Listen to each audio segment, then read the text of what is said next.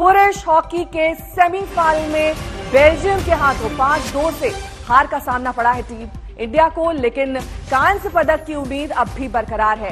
इस बीच प्रधानमंत्री नरेंद्र मोदी ने ट्वीट करके टीम का हौसला बढ़ाया है। अगला मैच जो टीम खेलेगी वो कांस्य पदक के लिए होगा, लेकिन 2-5 से भारत को हार का सामना करना पड़ा है।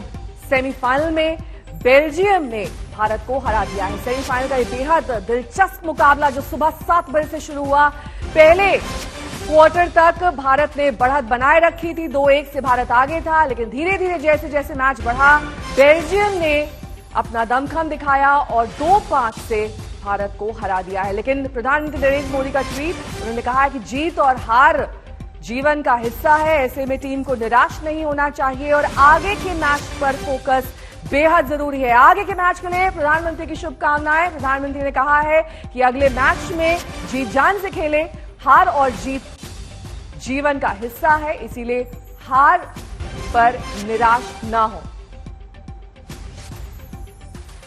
टोक्यो से मेरे सहयोगी राहुल रावत इस वक्त जुड़ गए हैं। राहुल, देखिए पहले क्वार्टर तक तो लग रहा था कि आसानी से भारत ये मैच अपने नाम कर लेगी, लेकिन जैसे जैसे वक्त बढ़ा हमने देखा कि कैसे पेनल्टी कॉर्नर्स के जरिए बेल्जियम ने बढ़त बना ली। निराशाजनक, लेकिन अभी भी कांस्य की पदक की उम्मीद बरकरार। बिल्कुल, और जैसे आपने कहा कि शुरुआत जो हम भारत की हुई थी वो बहुत अच्छी हुई थी।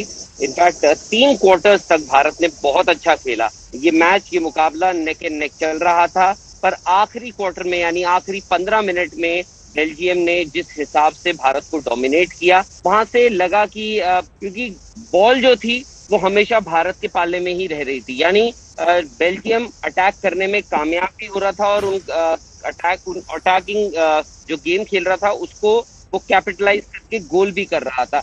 मुझे लगता है कहीं ना कहीं फिटनेस और ये जो गर्मी है, क्योंकि बेल्जियम का मोमेंटम कम नहीं हुआ। भारतीय टीम 3 क्वार्टर तक अच्छा खेली, यानी करीब करीब वो 45 मिनट तक बहुत अच्छा खेली। वो बराबरी पे थी कि बेल्जियम वर्ल्ड चैंपियन है, पिछली ओलंपिक्स की सिल्वर मेडलिस्ट है, अब दोबारा वो गोल्ड और सिल्वर के लिए मुकाबला करेगी। पर भारत के लिए थोड़ी निराशा जरूर है, पर जो मेडल है वो जैसे आपने कहा अभी भी उसके लिए जो खबर है या बात है मेडल की वो खत्म नहीं हुई है, क्योंकि आप परसों दोबारा आएंगे और ब्रॉन्ज मेडल प्लेऑफ मैच खेलेंगे, तो वो भी अपने आप में एक बहुत बड़ी बात होगी। इतिहास आपने ऑलरेडी रच दिया है, पर वही है कि ये कैंपेन जो है आपकी, अगर मेडल आप जीतेंगे तो उस कैंपेन जो है वो अब ठीक है। राहुल, मैं लौटूंगी आपके पास। पूर्व हॉकी खिलाड़ी दिलीप जी इस वक्त हमारे साथ जुड़ गए हैं। दिलीप जी, किस तरीके से आज का मैच आप देखते हैं? भारत की परफॉर्मेंस को देख के आप क्या कहेंगे? भारत टीम का परफॉर्मेंस बहुत ही शानदार रहा। जैसे आप कह रहे थे कि फर्स्ट क्वार्टर, सेकेंड क्वार्टर हम लोग एक्सीलेंट हॉकी खेले हैं, इवन थर्ड क्वार्टर तक हम बहुत ही अच्छा हॉकी खेले हैं। हम 2-1 के लीड पे थे और उसके बाद जो हमें शॉर्ट कॉर्नर मिली, उस शॉर्ट कॉर्नर पे हम गोल कन्वर्ट कर नहीं पाए, यही प्रॉब्लम रहा। और डेफिनेटली बेल्जियम की एक वर्ल्ड कप चैंपियन टीम है, last Olympic silver medallist team है, और सिर्फ लास्ट क्वार्टर मेरे ख्याल से बेल्जियम उनका हॉकी हम बेल्जियम के पास आज के तारीख पे मेरे ख्याल से वर्ल्ड क्लास फ्लिकर हैं, और उसी की आज का गेम था किसी गोल के ऊपर डिपेंड कर रहा था और हम मिस किए। लास्ट मोमेंट में उन्होंने गोल स्कोर किया, इतना ही डिफरेंट रहा। बस हम सब उम्मीद थी, लेकिन हम मैच को खुद गंवाए हैं। ठीक है दिलीप जी, मैं लौटूंगी आपके पास, क्योंकि जिस तरीके से आज भारत का परफॉर्मेंस रहा है, उम्मीदें बहुत ज्यादा थी भारत से, लेकिन निराशा कहीं ना कहीं इस मैच को लेकर। आगे भी अभी भी कांस्य पदक की उम्मीद बरकरार है। उस मैच को किस तरीके से देखते हैं, क्योंकि अब ऑस्ट्रेलिया और जर्मनी का मुकाबला है, उसमें से जो भी लूजर होगा उसके साथ भारत का मुकाबला होगा। ऐसे में वहां पर भारत के क्या चांसेस है दिलीप जी? देखिए, अभी भी हम उम्मीद कर रहे हैं और आज हमारे खिलाड़ी रियलाइज करेंगे कि आज का मैच खुद गंवाए हैं और एक मौका है जो ब्रॉन्ज मेडल के लिए। और ऑस्ट्रेलिया और जर्मनी दोनों टीमें स्ट्रांग साइड हैं, जो लूज होगा उनके साथ खेलेंगे। और हमारी स्ट्रेंथ भी इस वक्त बेटर है, क्योंकि हम बेटर हॉकी खेलते आ रहे हैं। और उम्मीद है मुझे कि सेमीफाइनल मैच के बाद जब हम ब्रॉन्ज मेडल के लिए जाएंगे, जिसके सभी लूजर हैं, हमारा कोशिश है, हम उम्मीद कर रहे हैं कि हमारे इंडियन मेंस टीम जिस परफॉर्म करते आ रहे हैं उसी जोश के साथ, उसी स्पिरिट के साथ, उसी कॉन्फिडेंस के साथ ब्रॉन्ज मेडल खेलेंगे, जीते हम चाह रहे हैं। दिलीप जी, कौन से वो फ्रंट्स हैं जहां पर भारत को अभी भी इंप्रूवमेंट की जरूरत है या वहां से सबक लेने की जरूरत है? क्योंकि आज भी हमने देखा कि कई बार मैच रेफरी के भी कई डिसीजंस पर सवालिया निशान उठे, क्योंकि वीडियो रेफरल के लिए कहा गया, उस समय मैच रेफरी ने वीडियो रेफरल नहीं लिया। इस तरह की तमाम चीजें आज के मैच में भी हुई। मेरे ख्याल से वीडियो रेफरल का जो था, मेरे ख्याल से हम लोग लूज किए हैं। शायद हम लोग वीडियो रेफरेंस हमारे पास नहीं था, इसलिए शायद वीडियो जो थर्ड एम्पायर का हम हेल्प ले नहीं पाए।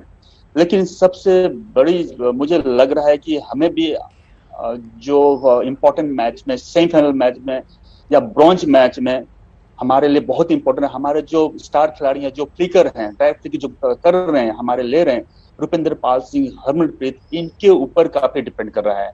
और यदि शायद आज के मैच में दोनों खिलाड़ी यदि हमारे राइट टाइम में हमें गोल दे देते तो आज का जो अभी जो फाइनल स्कोर जो नौबत हम देख रहे हैं, ये देखने की नौबत नहीं मिलती। सो नेक्स्ट मैच भी हमें डिपेंड करेगा शॉर्ट कॉर्नर के ऊपर। सो हम यदि शॉर्ट कॉर्नर में गोल करते हैं तो डेफिनेटली ब्रॉन्ज मेडल भी हमारे पास आएंगे, मुझे लग रहा है। ठीक है दिलीप जी, अब आपने बताया कि किस तरीके से अभी भी कांस्य पदक की उम्मीदें बरकरार हैं। भारत को अब अपनी जो जितनी भी परफॉर्मेंसेज हैं उनसे कई एस्पेक्ट्स में सीखना होगा। सुनील जी भट्ट मेरे सहयोगी इस वक्त तमाम जानकारी के साथ जुड़े हुए हैं, उनके साथ आर्मी के जवान मौजूद हैं। सुनील, अभी भी जोश बरकरार है? क्योंकि हार तो हुई है लेकिन अभी भी उम्मीद बाकी है कांस्य पदक के लिए। बिल्कुल नेहा, अभी से कुछ देर पहले जो है यहाँ पर काफी उत्साह था और जो सीआरपीएफ के जवान थे, इनको पूरी उम्मीद थी कि जो भारतीय टीम है वो मैच जीतेगी और फाइनल में प्रवेश करेगी। लेकिन अब थोड़ी सी मायूसी है, लेकिन उसके बावजूद भी सीआरपीएफ जवानों का कहना है कि अपनी शुभकामनाएं देते हैं भारतीय टीम को और इनको पूरी उम्मीद है कि वो कांस्य पदक लेकर आएंगे। हम यहाँ पर सीधा सीआरपीएफ के जवानों से बात करते हैं। जी, आपका नाम? जी सर, आशीष कुमार तिवारी मेरा नाम। आशीष जी, अभी जो मैच चल रहा था आप सब लोग काफी उत्साहित थे, अभी क्या मायूसी है? नहीं सर, मायूसी नहीं है। हमारे खिलाड़ियों ने टीम मतलब पूरे इंडिया का दिल जीता हुआ है, जो कि बहुत अच्छा लगा। बहुत अच्छी मेहनत की है, सब कुछ ठीक था। अब आगे चल के मेडल लाने के लिए काफी उत्साहित। अभी उम्मीद है ब्रॉन्ज मेडल लेकर आएंगे? ब्रॉन्ज मेडल लेके अभी आएंगे हम लोग। लौटेंगे मैं आपके पास। सुनील जी भट्ट मेरे सहयोगी इस वक्त सीधे जम्मू से हमारे साथ जुड़े हुए हैं। मेरे सहयोगी बोरिया मजुमदार इस वक्त टोक्यो से लाइव जुड़ गए हैं। बोरिया, किसी खिलाड़ी से पोस्ट मैच आपकी बात हो पाई हो, कहां चूक रह गई?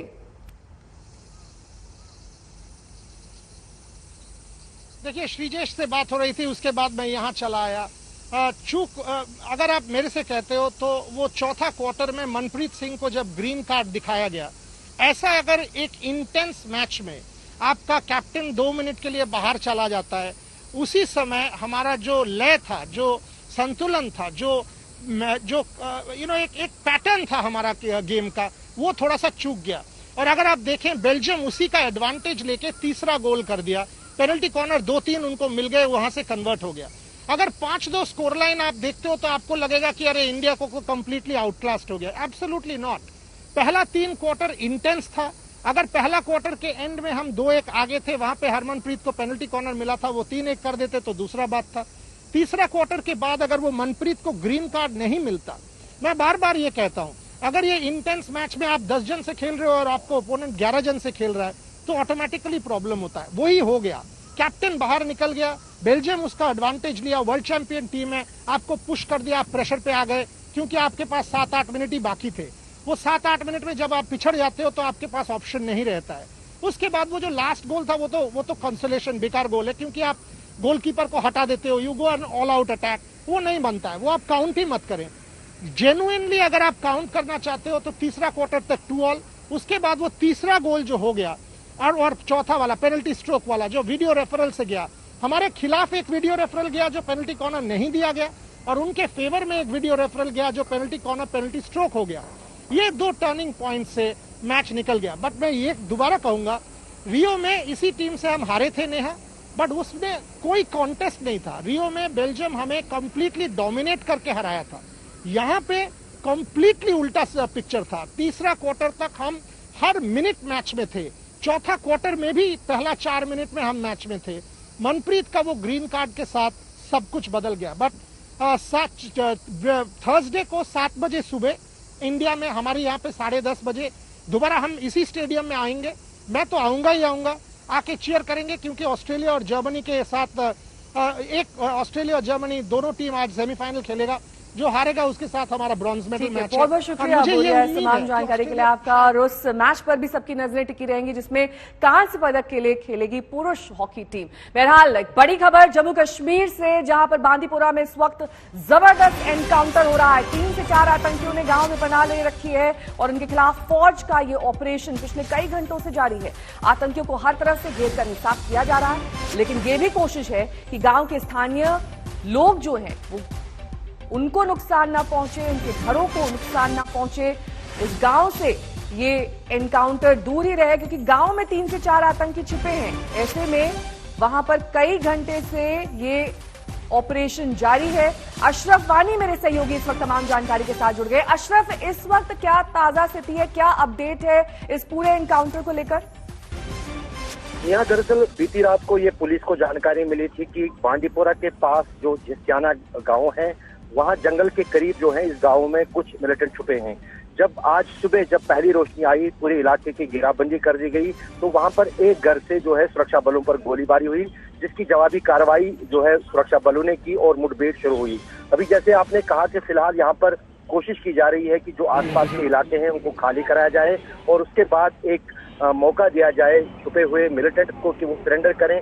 अगर ऐसा नहीं होता है तो इस मुठभेड़ को अंजाम तक पहुंचाया जाएगा। फिलहाल पूरे इलाके की घेराबंदी कर दी गई है। जो भी रास्ते इस गांव की ओर जाते हैं या वहां से निकलते हैं उनको सील कर दिया गया है और आम लोगों को इलाके से निकलने के लिए कहा गया है। अशरफ, आतंकियों की संख्या के बारे में कोई पुख्ता जानकारी? पुलिस के पास जो जानकारी है उसके अनुसार 2 से 3 जो है आतंकी छुपे हो सकते हैं गांव में, लेकिन वो सभी साफ हो जाएगा जब ये मुठभेड़ खत्म हो जाएगी। फिलहाल जो खबर सुरक्षा बलों के पास थी और पुलिस के पास थी वो यही थी कि 2 से 3 मिलिटेंट्स का ये ग्रुप है जो इस गांव में छुपा हुआ है। बहुत बहुत शुक्रिया अशरफ इस तमाम जानकारी के लिए आपका। तो बांदीपुरा में आतंकियों के साथ सुरक्षा बलों की मुठभेड़ पिछले कई घंटों से जारी है। यह एनकाउंटर चल रहा है, लेकिन आतंकी गांव में यानी कि रिहायशी इलाके में छुपे हुए हैं। और इस वक्त की बड़ी खबर आपको बता दें, सरकार के खिलाफ विपक्ष की लामबंदी को मजबूत करने के लिए राहुल गांधी ने तमाम नेताओं को नाश्ते पर बुलाया है। अब से कुछ ही देर में यानी कि लगभग 9:30 बजे कॉन्स्टिट्यूशन क्लब में विपक्षी नेताओं को राहुल गांधी ने नाश्ते पर बुलाया है। राहुल गांधी की ब्रेकफास्ट लिस्ट में जो संभावित नेता हैं उनमें टीएमसी के Saugata Roy, Derek O'Brien, Sukhendu Sekhar Roy, NCP के प्रफुल्ल पटेल और सुप्रिया सुले, डीएमके की कनिमोई और तिरुचि शिवा, समाजवादी पार्टी के रामगोपाल यादव, सीपीएम के ई करीम, सीपीआई के विनय विश्वम, आम आदमी पार्टी के संजय सिंह, शिवसेना के संजय राउत और आरजेडी के मनोज झा शामिल बताए जा रहे हैं। तो सबकी नजरें टिकी होंगी इस नाश्ता नीति पर। क्या मेन्यू होने वाला है इस नाश्ते का, क्योंकि लगातार विपक्ष लामबंद हो रहा है। अब से कुछ दिन पहले भी हमने संसद के बाहर की तस्वीरें देखी थी जब ये तमाम नेता एकजुट हुए थे पेगासस जासूसी मुद्दे को लेकर। सभी ने एकजुट एक स्वर में ये मांग उठाई थी कि इस पूरे मामले में जल्द से जल्द जांच कमेटी बिठाई जाए। दोनों सदनों के विपक्षी दलों के फ्लोर लीडर्स को न्योता दिया गया है। रणनीति तय करने और विपक्ष के एकजुट करने की ये एक पहल मानी जा रही है। कल भी हमने राहुल गांधी को मुखर तौर पर यह कहते सुना था कि जल्द से जल्द इस पेगासस मामले की जांच हो। अधीर रंजन चौधरी उनके साथ तब मौजूद थे, साथ ही तमाम विपक्षी दल के भी अहम नेता इसमें मौजूद। आनंद पटेल मेरे सहयोगी इस वक्त तमाम जानकारी के साथ जुड़ गए हैं। आनंद, ये जो तमाम नाम मैंने अभी गिनाए हैं सभी आ रहे हैं या फिर किसी के नहीं भी आने की खबरें हैं? नहीं, देखिए नेहा, जिनको इनविटेशन किया है वो सभी पार्टियां आ रही हैं, सिर्फ और सिर्फ बीएसपी को छोड़ करके। बीएसपी ने अपने आप को इस पूरी कवायद से अलग रखा है। उसके अलावा बाकी जितने भी विपक्षी दल हैं, चाहे वो टीएमसी हो, समाजवादी पार्टी हो, नेशनल कॉन्फ्रेंस हो, दक्षिण की पार्टियां हो, एनसीपी और शिवसेना पहले ही कांग्रेस के साथ है इस पूरी मुहिम में। तो एक तरह से कह लीजिए कि पूरी जो एकजुटता है वो विपक्ष दिखाने की कोशिश कर रहा है। इस नाश्ते के आयोजन में राहुल गांधी ने एक पहल की थी कि किस तरीके से जो विपक्ष है वो सरकार को घेरे, उसके लिए क्या स्ट्रेटेजी होनी चाहिए, क्योंकि हम देख रहे हैं कि पिछले 2 हफ्तों से विपक्ष लगातार शोरगुल तो मचा रहा है, लेकिन उस शोरगुल के बीच में सरकार अपना काम करती जा रही है। जितने भी बिल हैं सरकार पेश कर रही है वो बिल पास हो जा रहे हैं हंगामे और शोरगुल के बीच में। तो ये विपक्षी दलों को लग रहा है कि कहीं ना कहीं उनकी जो स्ट्रेटेजी है वो काम नहीं आ रही है, सरकार पर पुरजोर दबाव नहीं बन पा रहा है, लिहाजा नए सिरे से सोचने की जरूरत है, क्योंकि 2 हफ्ते हैं अभी इस मानसून सत्र के।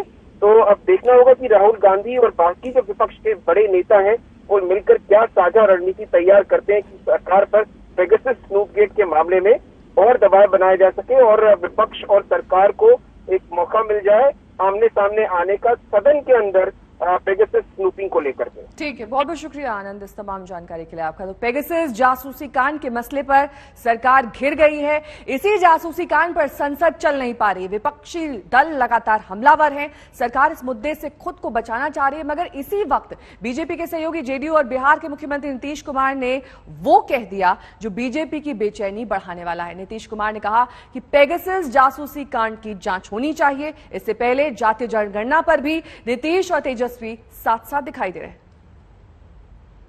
क्या हुआ है क्या नहीं हुआ है ये पार्लियामेंट में कुछ लोग बोल रहे हैं और समाचार पत्रों में आ रहा है, तो उसी को देखते हैं हम लोग। लेकिन जो कुछ भी है उसके पूरे तौर पर जांच करके या आकर किसी को किस तरह से फोन को लोग अपने ढंग से सुन रहे हैं या कुछ भी कर रहे हैं, उस पर कब्जा कर रहे हैं, क्या कर रहे हैं, ये तो पूरी बात आनी चाहिए। जब इतने दिनों से लगातार लोग बोल रहे हैं तो उसके बारे में निश्चित रूप से इस पर मेरी समझ से जांच कर लेना चाहिए, ताकि जो भी सच्चाई हो वो सामने आ जाए। और कभी भी कोई किसी को डिस्टर्ब करने के लिए, परेशान करने के लिए कोई इस तरह का काम करता है तो ये नहीं होना चाहिए। जरूर होना चाहिए कास्ट बेस्ड सेंसस, ताकि मालूम हो जाए और जो गरीब गुरबा तबके के लोग हैं, SC ST के अलावे बाकी जो लोग हैं उनको भी इसका लाभ मिलेगा और पता चल जाएगा कि सही मायने में इनकी संख्या कितनी है। और जब संख्या का पता चलेगा तो आप उनके उद्धार के लिए भी, उनको विकसित करने के लिए काम करेंगे। तो मैं तो पुनः अनुरोध करूंगा कि भाई हम लोगों का है और उधर जो पार्लियामेंट में ये बताया गया कि नहीं हो पाएगा, तो हम लोग तो आग्रह करेंगे कि इस पर जरूर गौर करिए। पेगासस जासूसी कांड के मसले पर सरकार बुरी तरह से घिर गई है। इसी जासूसी कांड पर संसद चल नहीं पा रही, विपक्षी हमलावर हैं, सरकार इस मुद्दे से खुद को बचाना चाह रही है, मगर इसी वक्त बीजेपी के सहयोगी जेडीयू और बिहार के मुख्यमंत्री ने वो कह दिया जो बीजेपी की बेचैनी बढ़ाने वाला है। होना चाहिए, टेलीफोन टैपिंग की बात इतने दिनों से आ रही है, इस पर जरूर बात हो जानी चाहिए, चर्चा हो जानी चाहिए। तो पहले ही हम पूछे जिस पेगासस जासूसी कांड पर सदन में हंगामा थम नहीं रहा।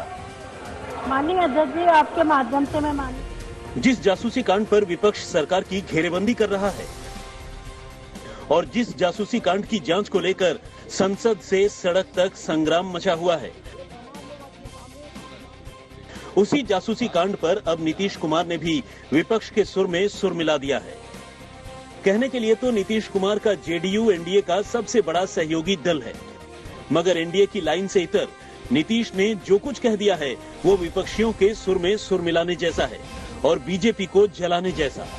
टेलीफोन टैपिंग की बात इतने दिनों से आ रही है, इस पर जरूर बात हो जानी चाहिए, चर्चा हो जानी चाहिए। इसमें तो पहले ही दिन पूछे हैं, लेकिन जो कुछ भी है उसके पूरे तौर पर जांच करके या आकर किसी को किस तरह से फोन को लोग अपने ढंग से सुन रहे हैं या कुछ भी कर रहे हैं, उस पर कब्जा कर रहे हैं, क्या कर रहे हैं, ये तो पूरी बात आनी चाहिए।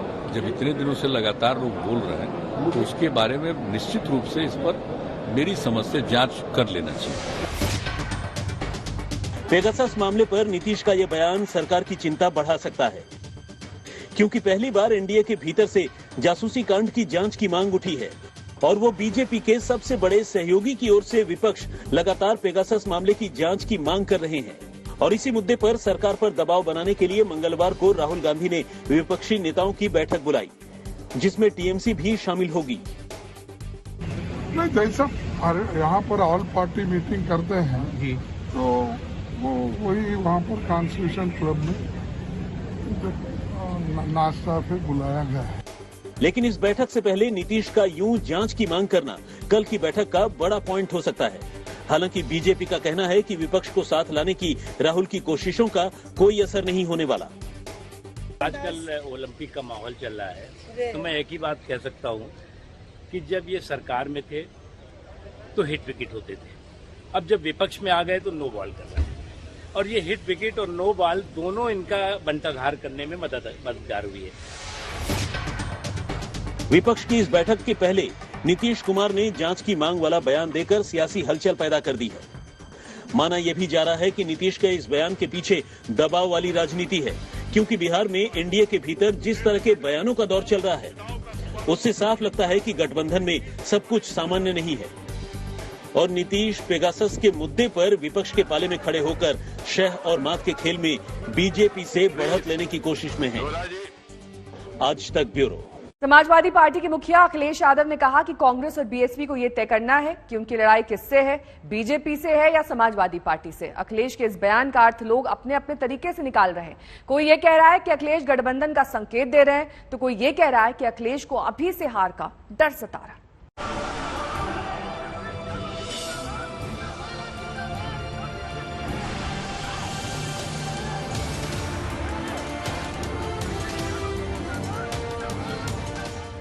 यूपी के लड़के साथ आए लेकिन रंग नहीं जमा पाए।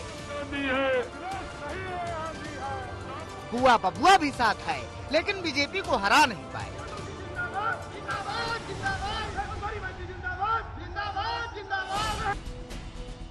इन प्रयोगों से असफल हुए अखिलेश को फिर से उम्मीद है कि अगर विपक्ष वैचारिक तौर पर साथ आ जाए तो बीजेपी को हराया जा सकता है। अखिलेश यादव ने कहा है कि कांग्रेस और बीएसपी को सोचना है कि उनकी लड़ाई बीजेपी से है या समाजवादी पार्टी से। अखिलेश के बयान के मायने चाहे जो हों, मगर उनके बयान से कयासों और सवालों का दौर शुरू हो गया है। सवाल उछाले जा रहे हैं कि क्या अखिलेश फिर से गठबंधन की ओर देख रहे हैं? क्या अखिलेश कांग्रेस और बीएसपी से सहयोग चाह रहे हैं? क्या अखिलेश उत्तर प्रदेश में महागठबंधन जैसी कवायद कर रहे हैं? ये सवाल उठे तो समाजवादी पार्टी की ओर से बयान दिया गया कि बीजेपी को हराने के लिए गठबंधन की नहीं, वैचारिक एकता की जरूरत है।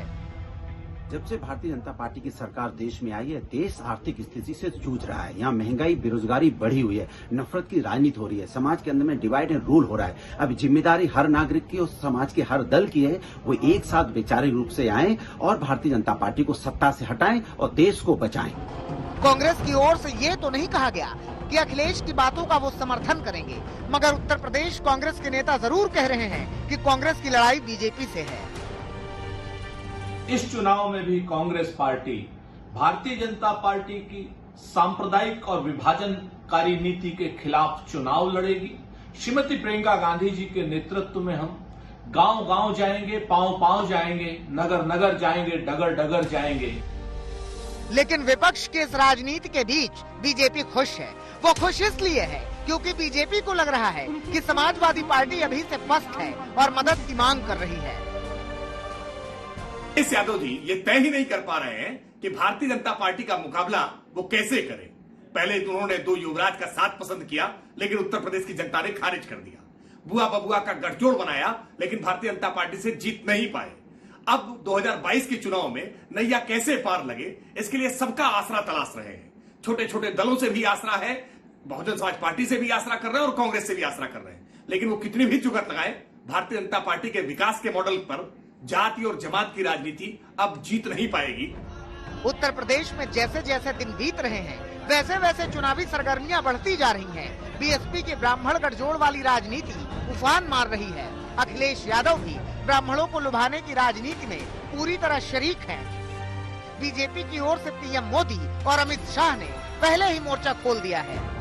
जाहिर सी बात है कि जैसे जैसे समय बीतेगा, ये चुनावी चक्रव्यूह और ज्यादा रोमांचित करेगा। अखिलेश यादव का ये कहना कि बसपा और कांग्रेस ये सोचे कि वो किसे हराना चाहती है, ये अपने आप में सियासी तौर पर एक बड़ा बदलाव वाला बयान है। अखिलेश यादव लगातार ये कहते रहे हैं कि वो किसी बड़े दल के साथ गठबंधन नहीं करेंगे, वो छोटे दलों को साधेंगे। लेकिन अचानक ऐसा क्या हुआ कि उन्हें ये कहना पड़ा कि बसपा और कांग्रेस जैसी पार्टियां किसे हराना चाहती हैं, ये तय करें। कहीं ना कहीं एक इशारा इस बात को लेकर छुपा है कि अभी आने वाले वक्त में पॉलिटिकल रीअलाइनमेंट का दौर शुरू हो सकता है। कुमार अभिषेक, लखनऊ, आज तक। सरकार के खिलाफ विपक्षी लामबंदी को मजबूत करने के लिए राहुल गांधी ने तमाम नेताओं को आज नाश्ते पर बुलाया है। कॉन्स्टिट्यूशन क्लब में ये ब्रेकफास्ट रखा गया है, जिसमें 17 दल के विपक्षी नेता शामिल होने वाले हैं। राहुल गांधी के बुलावे पर ये सभी एक एक करके वहां पहुंचने लगे हैं। तस्वीरें सीधे कॉन्स्टिट्यूशन क्लब की आप देख रहे हैं, जहां पर सांसदों के पहुंचने का सिलसिला जारी है। कई पार्टियों के नेताओं को न्योता भेजा गया है, लेकिन देखना यह दिलचस्प होगा कि आज की इस ब्रेकफास्ट पार्टी के बाद क्या ये तमाम विपक्षी दल के नेता एक ही मुद्दे पर या सभी मुद्दों पर जिन पर इनकी सहमति बनती है उसे लेकर संसद में चर्चा कर पाएंगे या नहीं, क्योंकि लगातार विपक्ष की लामबंदी की बात हो रही है। पेगासस मामले को लेकर क्या सभी की राय एकजुट होगी, ये देखना बेहद दिलचस्प। और 17 पार्टियों के सांसदों को राहुल का ये न्योता बेहद अहम माना जा रहा है, क्योंकि लगातार संसद के सत्र में सरकार बिल पास कराती जा रही है। हंगामेदार सत्र भले ही हो, लेकिन जो कामकाज है वो भी चल रहा है।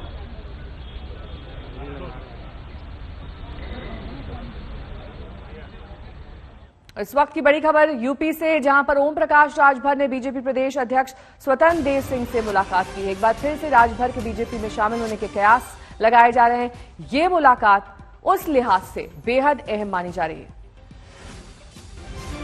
स्वतंत्र देव सिंह से मिले हैं ओम प्रकाश राजभर और बीजेपी उपाध्यक्ष से भी उनकी मुलाकात हो चुकी है। दयाशंकर सिंह से, स्वतंत्र देव सिंह से आज की ये मुलाकात कई मायनों में अहम।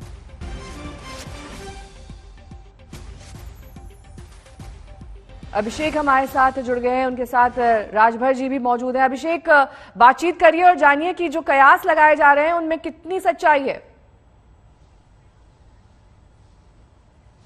बिल्कुल नेहा, हम सीधा उन्हीं से बात करते हैं। ओम प्रकाश राजभर जी, आप तो लगातार बीजेपी के खिलाफ हैं, ये बताइए कि आज कौन सी ऐसी जरूरत आन पड़ी कि आप सीधा बीजेपी के प्रदेश अध्यक्ष स्वतंत्र देव सिंह से मिलने उनके घर चले गए? क्या है वजह? क्या कोई बीजेपी के साथ आने वाले वक्त का गठबंधन दिख रहा है?